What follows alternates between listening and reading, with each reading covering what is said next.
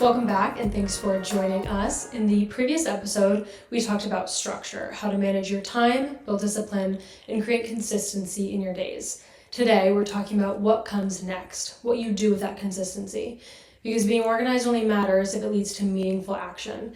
And one of the most powerful, overlooked actions in this business is a follow-up. When we talk about consistency, follow-up is one of those things that I think everyone knows that they should do, but few actually do it well. What makes it such a challenge for new agents? I think following up, like anything else, it's around the comfort of speaking to people and making sure that you have some system in place. You have the skills to communicate, and because agents, when they are early in their journey, those things are not necessarily well honed. So it makes it quite challenging. And when you look at following up, you need to be persistent. And it's not just being persistent just because, but you want to do that because over time it will establish some sort of trust with the potential client that may end up turning into a longer term relationship as it relates to having a policy written for them. So you're saying if it's not really about persistence for the sake of persistence, it's about staying connected and consistent then? Yes. And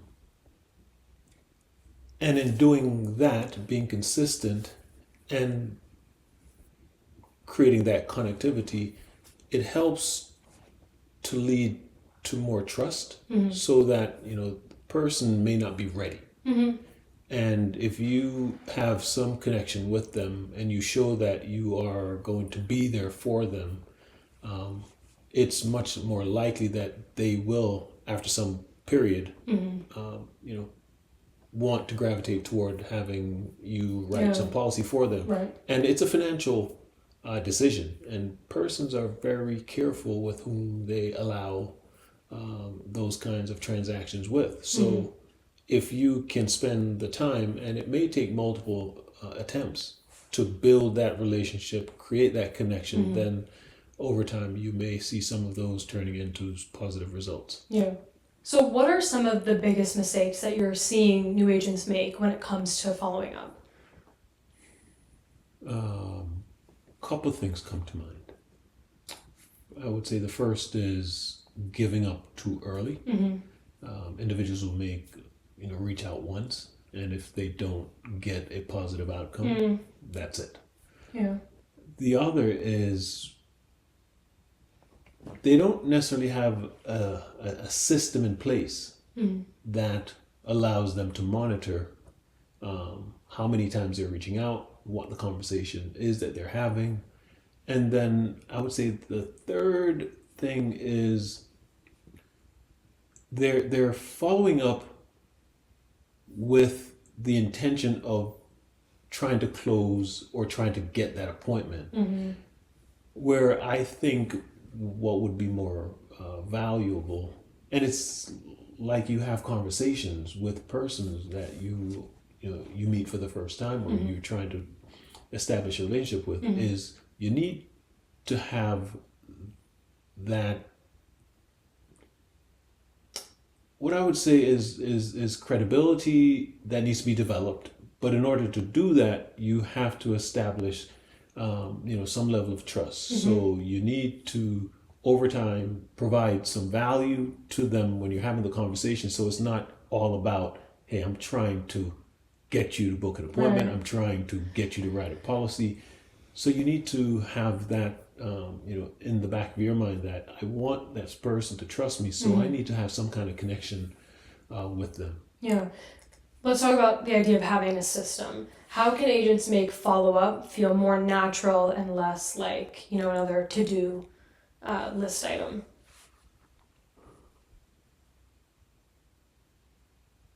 They could have this methodology where you have some cadence, and a cadence meaning what's the frequency, what's the time period between outreach. You're going to make sure you document things, and you're going to make sure that when you do connect, you are reconnecting. So it's all it's the kind of the three R's, right? You have a rhythm, Right. you want to record, document what it is that is happening, and then you want, when you have that conversation, is to reconnect with them. Yeah. So persons do not have this system in place, right? Where you could have something where it's every 7 days. If I don't have a positive outcome with someone, they're going on the list, and every 7 days I'm going to do that outreach. That's that rhythm. Yeah. That's that cadence. Right. When I do have the outreach and I have a conversation with them, again, going back to what we just talked about, I'm establishing some kind of connection, right? I want to understand what's happening with them, why they may not be in a position or in the mindset right now.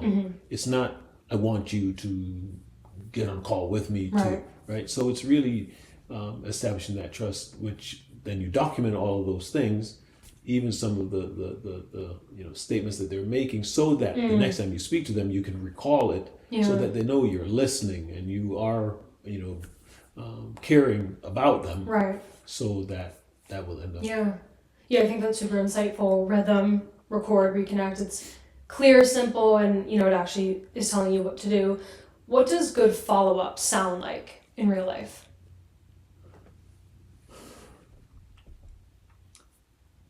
Think about having a conversation with someone that you met recently, and you want to grow that relationship. So if you think about it like that, that's what agents want to do when they are having conversations with a potential client. It's not about this transaction one and done. And unfortunately, I think because of lack of training and knowledge sharing, persons go into this thinking that it's very transactional. Right. Yeah. I've heard the term, a lot of agents are lead junkies. And for me, it's, hey, can you establish and grow that? So when you're having the conversation, are you listening? Right. Are you understanding what they're saying? And then are you also playing some of that back so that they know that you are truly listening? Right. And then when you do this over and over, and we go back to the last thing about following up, you're building that connectivity with them. They know that you've heard them, right? They know that the things that matter to them you're hearing, and that you're patient with them, Right. understanding where they are, and then over time, Yeah. that will likely turn into something positive. Right. And what about, when someone clearly says no? How can an agent tell, especially a new agent, how can they tell when it's time to move on or when it's worth staying in touch? So if they provide some kind of context to why they're not ready, it's typically that, hey, let's continue to do this thing. I'll be patient. I'll continue to connect and find out and see if I can provide value to you to help you navigate whatever challenges you're having. When is it time to move on? It's when they say something like, do not contact me anymore. Right. If it comes across like that, okay, I got you. Right. I'll move on. Right. But if they come with, I'm just not in the right financial position, I'm going through some personal challenges, those are just, I'm not ready yet. Right. Yeah. For agents listening who might realize that they've, let follow-up kind of slip through the cracks, what's one simple thing you think that they could maybe implement in, the coming week to try to get back on track?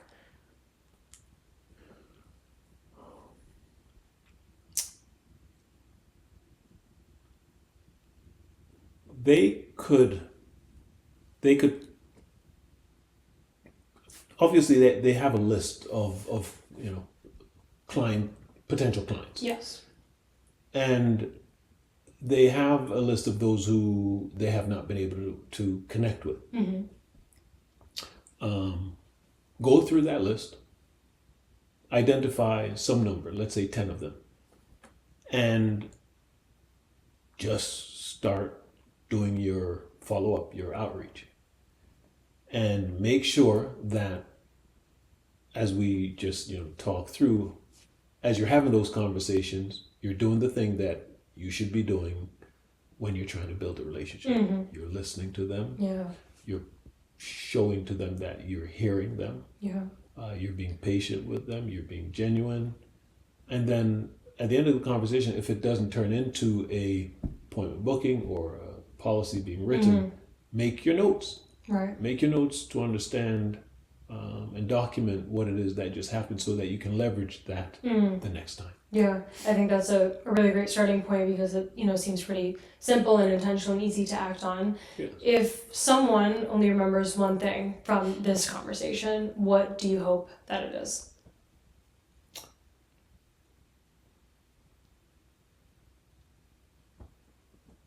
Following up shouldn't be done with the intention of just closing some transaction to move on. Following up is part of the relationship building. Individuals take some time to make financial decisions, and they need to trust the person. Mm-hmm. And if you can establish that trust, and it typically will take multiple attempts, it is more likely that that individual will want to do some transaction Right. with you. So it's understanding that following up is not just to close that deal, but it is part of the journey of establishing the trust Yeah. with them so that Yeah. they're likely to say, you know what, let's go ahead and write that policy. Yeah, I think that's such a powerful reminder. So think about where you might have unfinished conversations, people who showed interest but never quite got to that yes.